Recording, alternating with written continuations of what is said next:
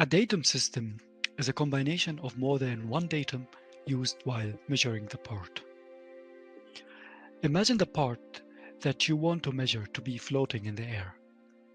If you touch it with a measurement device, the part is going to simply move. So in order to get measurement results, you will need to fix the part on the measurement bench or on the measurement machine. But if you just go ahead and clamp the part randomly from any point, you will get false measurement results.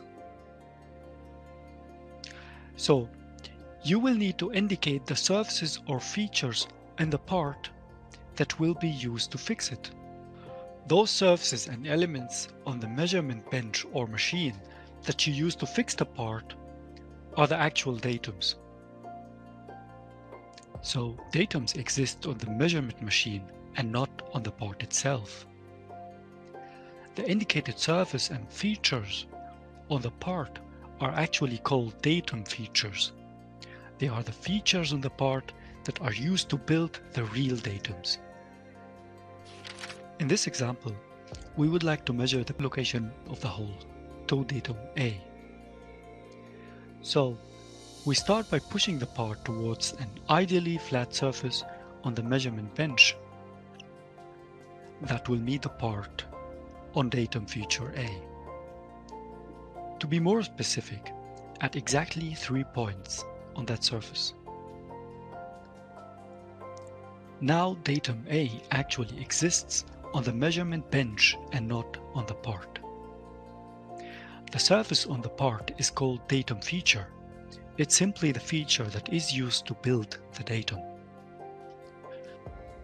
By measuring the location of the hole to the datum A, we see that we can still rotate the part and move it around on the surface A. If we want to fix it more to prevent this motion, we can specify a secondary datum, datum B, in this case. In this case, after pushing the part towards datum A, we push it towards another ideally flat surface on the measurement bench that is also ideally 90 degrees to datum A. And this is now our datum B. The datum feature B on the part itself is a surface that will have contact with datum B on the bench in 2 points. You see that we can still move the part on this direction. To limit this motion, we can specify a tertiary datum, datum C, in this case. Now, if we push the part to meet the ideally flat surface C, that is also 90 degrees to datum A and to datum B, we can only meet it in 1 point. Otherwise, it will be over-constrained.